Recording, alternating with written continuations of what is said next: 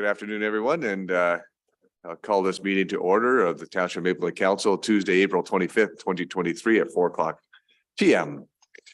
Please rise if you're able for O Canada.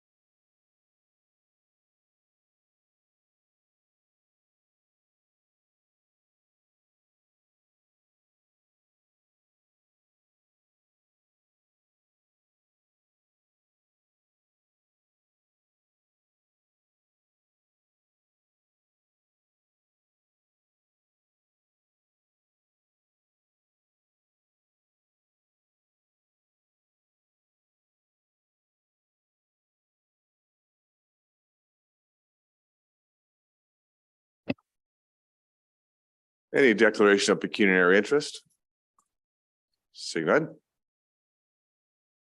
Go to confirmation of minutes. Moved by Councillor Tamlin, second by Councillor Ottens, that the minutes of the Township of Mapleton Council meeting held on April 11th, 2023 be confirmed as circulated in the agenda. Any questions, comments? All in favor? It's carried. We have no matters arising from the minutes. We have no matters under the Planning Act today, which makes us move down to item number 7. We have a delegation here from Donna Powers of Stop the Mills Humane Initiative. Donna, welcome. Please hit the red button there, and I'll remind you that you have 10 minutes for your presentation.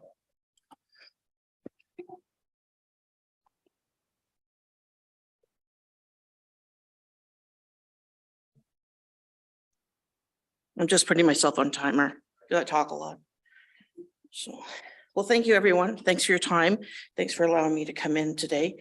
I've got a presentation. I think you've all got copies of it. I'm not gonna go through line by line. I'll hit most of the marks. But first thing I wanted to start off with is I'm here to help. I'm not here to attack. I'm not here to fight. I want to help. And that's the spirit that I'm coming with, for sure. So even if my tone doesn't sound as friendly, that's the spirit I'm coming with. So I just get passionate. So this is very briefly my profile. Have a company, Stop the Mills. We're under an umbrella called the Humane Initiative. I've been doing this for about 30 years. Off and on. I just retired recently and kind of taken this on more because I have more time. So I've started this group. There's a group of us that work at the animal welfare as an advocate, and I make sure I never say activist, it's an advocate. So and our goal is to raise public awareness and for the plight of dogs in breeding facilities and to work with different levels of overseeing bodies, your level, the provincial level, the federal level. And I work with MPs, MPPs, just to kind of go over concerns and whatnot. There goes my iPad. Yep. I want to go through just a couple of definitions, just in case anyone's really super not clear.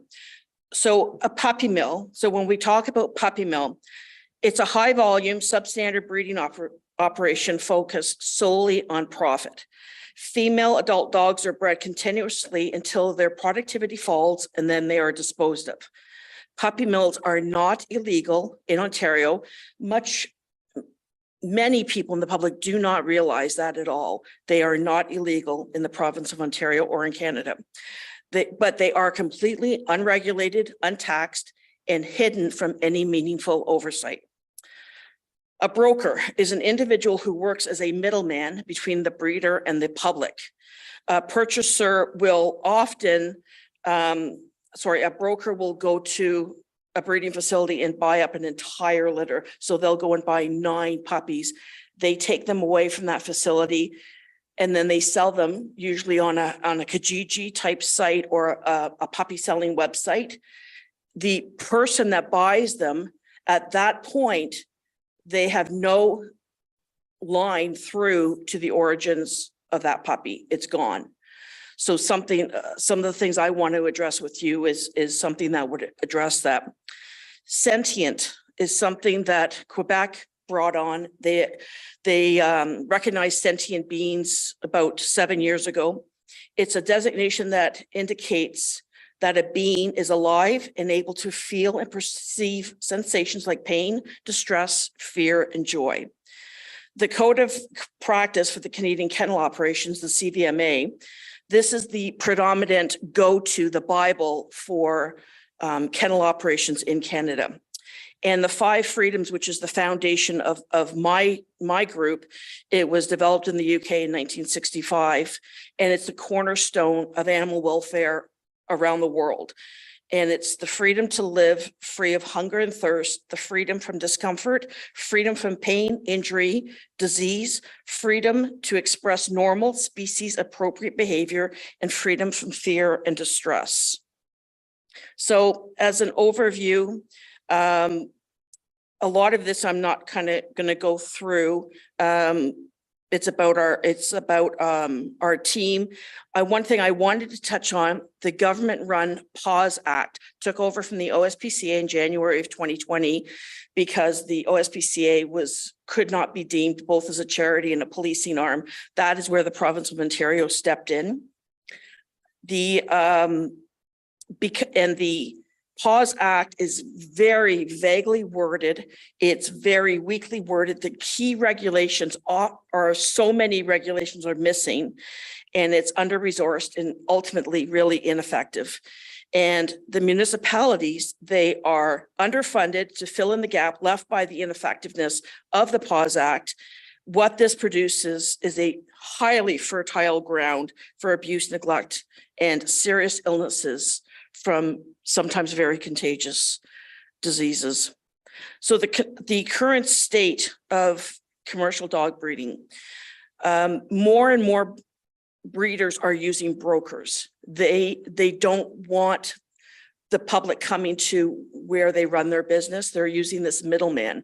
And I know that Mapleton does not allow brokers to operate in your municipality. So this is something that I'd like to bring forward with you, because there's many brokers working in Wellington County and Mapleton.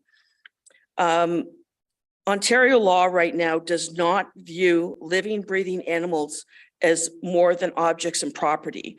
So they're not seen as sentient, they're simply seen as property. And there's no laws to govern the sale of live animals. Kijiji, puppy selling websites, there's absolutely no regulation, no licensing, no nothing. It's just a wild, wild west. So going on, many unethical breeders, such we'll call puppy mills, are not licensed by the municipality, but they are. I think Mapleton has 15 licensed kennels. I know on the database that I have, I've identified 37 puppy mills here. So one thing I wanted to bring up is mandatory microchipping. This is not a requirement in your bylaws right now. This microchipping it adds a layer of traceability. It gives the purchaser insight into the origin of that puppy. So when a broker or if a person goes to the kennel, buys a puppy and walks away, at that point, there's no traceability. If you had a microchipping and that the record was kept and that is part of the inspection, that person walks away, let's say the puppy is sick. At that point, they can go back and say, I bought this puppy. The puppy's been diagnosed with a contagious disease. You need to go and contact everyone that was exposed to that litter and let them know. Without that microchip, all traceability is gone. There's nothing there to help. The many unethical breeders and brokers, they become members of the Canadian Kennel Club. The buying public is looking for keywords: licensed, regulated, CKC member. All of these things absolutely mean nothing. CKC, Fifth Estate did a thing on the CKC a number of years ago. They do not vet their members whatsoever, but the brokers and the breeders get to hang up that shingle to say that they're licensed. I highlighted a couple of things in your specific bylaws. 5.1, and I wanted to kind of go over this. 5.03, yep, and also 5.04, number 4. These are some suggestions right now that you could make right now to make some changes. The microchipping is key. And also I noticed in your definitions, you don't use the word puppy. You define dog from 12 weeks up, but you do not define puppy. There's certain things that only puppies will experience and that they are required to have for them. The other thing is when a purchaser comes, collecting the name of every purchaser that not just buys an individual puppy, but if someone walks in and buys an entire litter, that person is written down, address. There's another level of traceability. In the very last page is the lost tax revenue. The lost tax revenue. This is the people that partake in this, brokers and breeders, absolutely untaxed. They're invisible to government. CRA knows nothing about them. This is money. These are, and I used very, very conservative estimates when I did these totals, very conservative estimates. So this gives you a ballpark of what a breeder and a broker is making tax-free cash under the table. If the government taxed these, if they licensed and taxed these individuals that did this work, the municipalities could apply for increased transfer payments to fund for the work that you're being asked to do on behalf of the PAWS Act. So I had one more, I'm out of time now. I just want to make one more comment. There is a misconception at the municipal level that the PAWS Act is the line of defense for the province and that municipal bylaws really don't matter that much. That is absolutely false. The PAWS Act is woefully inadequate, weak and vague. So you are really the first line of defense. So it's your bylaws are not an afterthought. They are the first line of defense. So. Thank you, Donna. Questions to Donna from council members? Councilor Martin.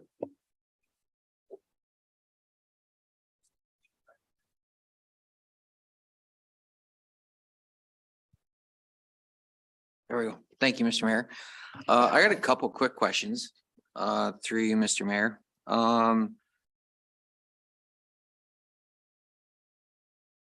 Your delegation kind of deals a lot on the kennel side and the breeder side. I suspect that the supply and demand issue is prevalent as well, and it seems like COVID kind of exacerbated this problem.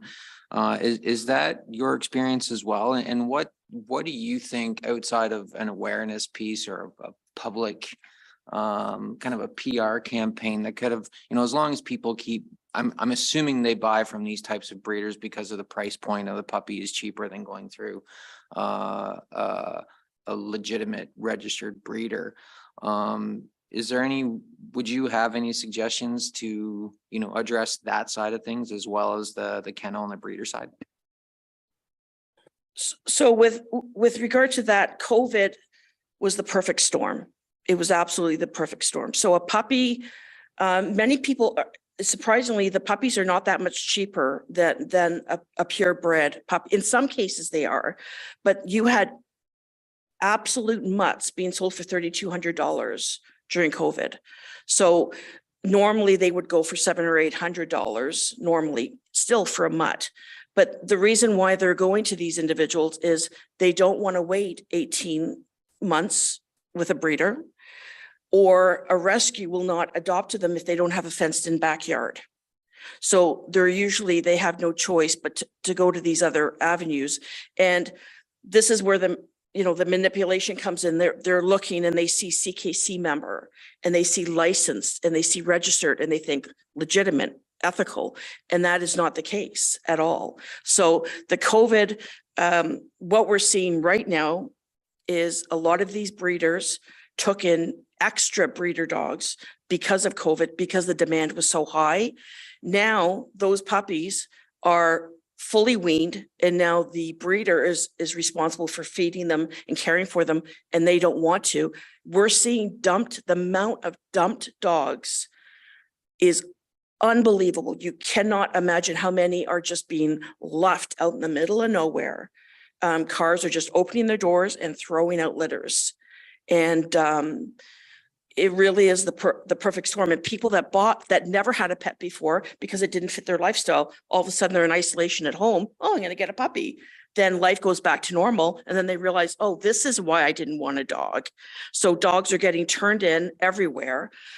Shelters are at capacity, rescues at capacity, close to intake. So we are starting to go down back to normal numbers, but even normal numbers were still not appropriate because it's still the same lousy conditions that the animals, it's just that the price point is different. Thank you. Other questions from council? Councillor Martin. Yeah, you said, Donna, that there was 15 licensed kennels within Mapleton Town. Yeah. And then there was 37 in total, so you minus the 15 off of that. How are those identified? Like, how do you find out who's doing what? Is that a part of your work of your group? So what I do with my team, I have some volunteers that actually go through all the Kijiji ads and the puppy selling websites. And we circle in on a particular area. And then we take all the ads and then we contact all the people and we get addresses. And then we actually go and visit them under the guise that we're interested in buying a puppy. And we know what to look for. We know what to look for. When's an ethical breeder and when this is a full-blown puppy mill or when they're a backyard breeder. So then what we do then is we make note of that, call municipal bylaws and report them. And Larry knows me quite well because of that. So that's how we identify them. So if we identify them as a puppy mill, it goes on my database. And then I put posts out saying, if anyone is bought from this, please reach out to me. And that's how we came through with 8309 Highway 86. That's how we found it, because we went there and we went, oh my gosh. That's how we found it. Thank you. Please don't use any addresses here. Other questions? Do you have a follow-up? Councilor Martin? This time it is Councilor Martin. Thank you, Mr. Mayor. Two quick things. So you started your last slide talks about the last tax revenue. You started to talk about it a little bit. I know you're crunched for time, but I'm confused. I'm looking for clarity on how a registered licensed kennel equals reportable income and how the two are connected. How like a registered, licensed, fully compliant kennel equals reportable income. Are those two entities not separate, or would there be obligations under a kennel bylaw to, like, for me, reporting income and a municipal bylaw are kind of two separate entities. So I'm not sure how those two, I understand your point you're making. I'm just not sure how the two intersect. And then secondly, microchipping seems like a reasonable, from a traceability standpoint, if we're looking at compliance issues already within the municipality, would increasing cost not, I'm assuming microchipping costs money, would that not be a deterrent towards compliance, overall compliance, because I would understand that the whole reason that these folks are running the way they are is because of, it's cheaper for them, right? Their overhead, all that kind of stuff. So So normally what happens is it's $15 usually at 15. It's usually transferred into the purchase price for the owner.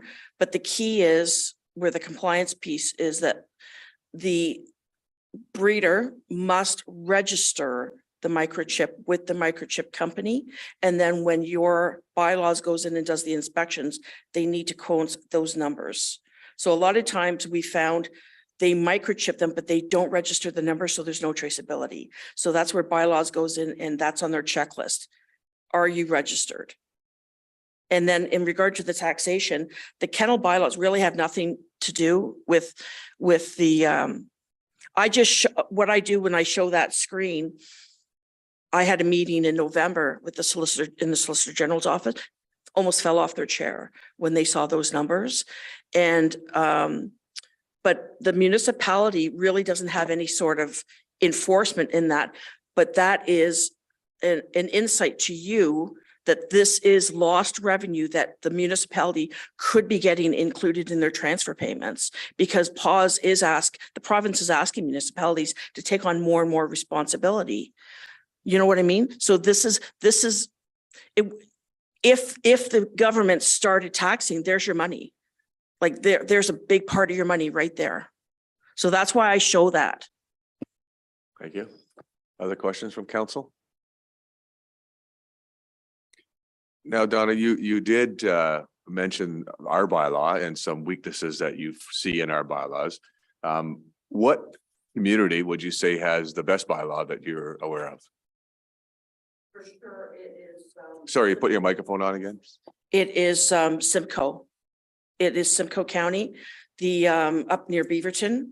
They had a big uproar in 2015. The residents, because they had puppy mills all over the place, the residents just went crazy, and they actually totally revamped their bylaws, and that is now the Bible that is used as like the CVMA code of practice is used as one comparison. The Simcoe County is really, really good. Yeah. Thank you. Other questions? Councillor Ox. Thank you, through you, Mayor. I guess the problem, well, it's not a problem. It is a problem. We could add all these things to our bylaws, mandatory vaccines and microchipping, and those would be great. But I think piggybacking on Councillor Martin, it's the compliance issue. Those who already comply are likely to do this and pass on any cost to the buyers who would willingly take on these extra costs because it's beneficial to them. So it's these other 22 unlicensed kennels. How do we get them to comply? And we don't have full-time staffing to go out. Sounds like a full-time job to inspect these kennels and make sure they're complying with all these things. So I guess that's the issue. What do we as a municipality do to make these already non-compliant people comply with even more regulations when they're not complying with even the most basic needs of their animals? One of the biggest things is they have to understand that there is a consequence. Right now, there's really not a big consequence for them. If fines start getting levied, and the opportunity is there for you, I looked at your fines, the opportunity is definitely there to increase your fines. And then you actually started making it known, we are coming around. We're not making appointments. We are randomly coming around, which they're allowed to do. And we are going through our checklist. And if you're not compliant, we will give you a verbal warning first, because you don't want to bring the hammer down on every single, you want to give them the opportunity. But then you come back again randomly, not a scheduled visit. And then the fine would be, they're going to learn pretty darn quick. If they're getting charged $365, they're going to become compliant. And I will agree with you there, Donna. I know that even if you look at automated speed enforcement, after you install automated speed enforcement, there's studies show how the the speed decreases, not just in that area, but other areas as well, because people don't want to get that fine. So very similar. Once you start enforcing it, people start to comply. Any other questions? Thank you, Donna, for coming today and presentation. We do have a resolution here moved by Councillor Tamlin, second by Councillor Ottens. Township Mapleton Council received for information a delegation of Donna Powers, Stop the Mills Humane Initiative regarding a commitment to review kennel bylaws to align with CVMA and enforcement of fines. Any further questions or comments on this resolution? All in favor? That's carried. Thank you. Moving on to the next item. Minutes from committees, we don't have any. Reports and updates from staff. 9.11 is the 2022 annual investment report. Mr. Morrison. Through you, your worship, the interest rates have been recovering. We've got over $288,000 more than we did this time last year. So I think it's starting to recover from the COVID. If there's any other questions, I'll be happy to answer them. Any questions for Mr. Morrison? Councillor Martin. Thank you, Mr. Mayor. Through you to John. This $421,000 of income and a year-over-year increase. What? I maybe should know this question. Did we budget for that income? And if so, and if not, where does that income, kind of get dispersed now? Through you, your worship, we budget about half of it and the rest will come when we declare a surplus or will be used if we declare a deficit. Thank you. Further questions?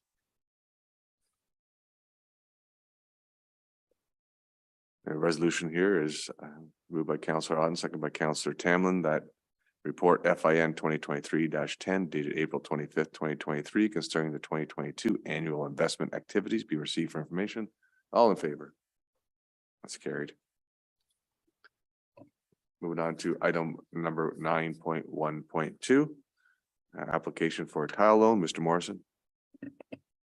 Through your worship, this application is a standard application that is required by the ministry and your approval is required. Thank you. The resolution here is moved by Councillor Otten, second by Councillor Tamlin, that the Township Mapleton Council receive for information finance report FIN 2023-11 dated April 25th, 2023 regarding the application for a tile loan Form 6. And for that, Township Mapleton Council approve the application for tile loan Form 6 for a property located at East Lot 4, Concession 2, former Township of Marlborough, in the amount of $48,800, provided that funds are available from the province. Questions for Mr. Morrison on this? I'll call the question. All in favor? It's carried.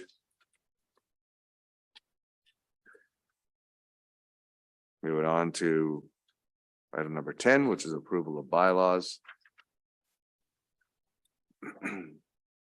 10.5 moved by Councillor Reed, second by Councillor Martin, that bylaws numbered 2023-025 down to 2023-029 be hereby read a first, second, and third time, signed by the mayor and clerk and sealed with a corporate seal. Any questions or comments on any of these 5 bylaws?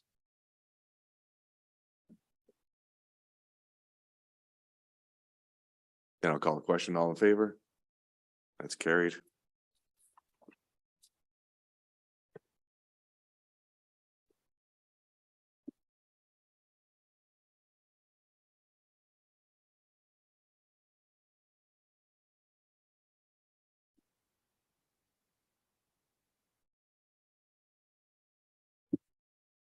Hang tight.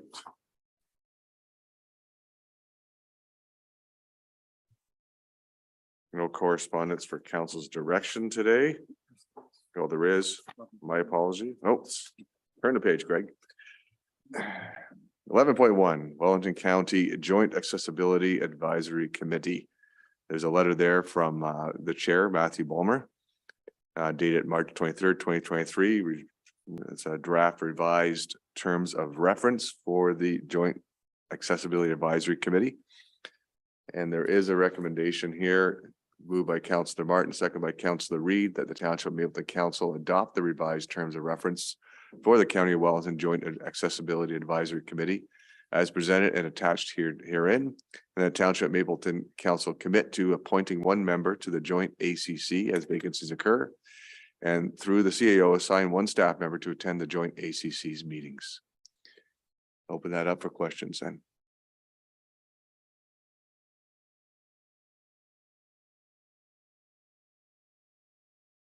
Okay, well, then I'll call the question. All those in favor? That's carried.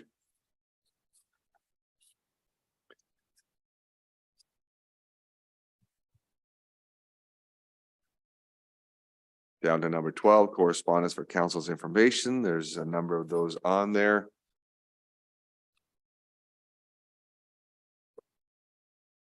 There is a note there in 12.1, the note from Dos Salego, the manager of solid waste services, support of municipalities organizing their spring roadside cleanup event. Mapleton's spring roadside cleanup event will be on May the 6th. And we'll have 3 roll-off bins, at least at most 3, maybe 2 roll-off bins provided by the county so that the community can provide or dump in their garbage free of charge and it'd be taken to the dump station. Councillor Ottens.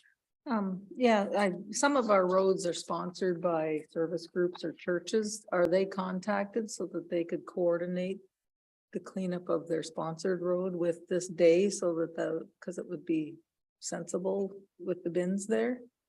I don't know if they have been contacted, but we'll contact them. It's a good idea. I know it's already out on social media.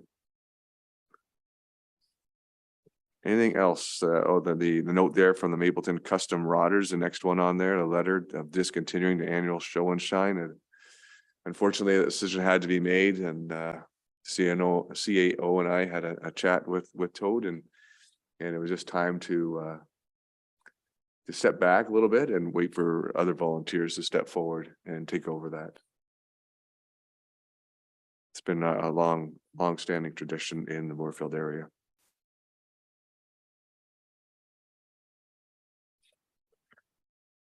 Anything else? All right, we'll move on to item number 13 then. Any notices of motion? Seeing none, go down to 14, nothing there, and 15 other business. Go ahead, Councillor Martin. 2 questions, actually, maybe for you or maybe for the clerk, I'm not sure. But I was just curious how we posted recently for some committees to try and fill up, I think Parks and Rec for sure. Maybe there's one more attached to it. I forget. Has that posting now closed? I know one applicant for one posting, but I don't know how we made out overall. And then secondly, the status of that planning application that we heard at the last meeting regarding the rink over here. It's more process. Are we still going to see a planning report with an official recommendation associated with that application, or did that happen already? I'm going to turn this over to Mr. Clerk on the planning one. As for the other, we'll be looking at those names tomorrow. It's one of the meeting points that Manny and I will be having to see what those ones that came in. And we also did a few just personal invites as well for those committees. Through you, Mr. Mayor, to Councillor Martin. Planner Redmond is working on that project, and she is on holiday, and she's plans on reporting back, I believe, the last meeting in May with the report to council. Thank you, Mr. Clerk. Any other business? Martin, Amanda, you want to talk a bit about good roads, your experiences? Amanda? From a new council standpoint, it was informative to attend a lot of the sessions that were run on. Especially there was one that I attended for rural road safety that was really well. Actually, you guys were both there. And then as new council to succeed was actually really interesting as well. Good to get to know a whole bunch of people throughout the county as well as across Ontario, and just generally was well attended, obviously, and I enjoyed myself. So thank you. Through your mayor, yeah, I found very encouraging both conferences that have been attended, how broad each industry is tackling climate change. So there was pretty much a whole day of discussions about lower carbon roads. Many of the presentations are very technical, but it was some really interesting considerations when repaving roads. There was also lots of examples of municipal fleets and businesses that were actually using methane capture to run vehicles as well. So that was really insightful to see, yeah, who the kind of the main players were and what kind of municipalities were taking those on. Thank you, both of you. Anything else for other business? We'll go to item number 16, closed session then.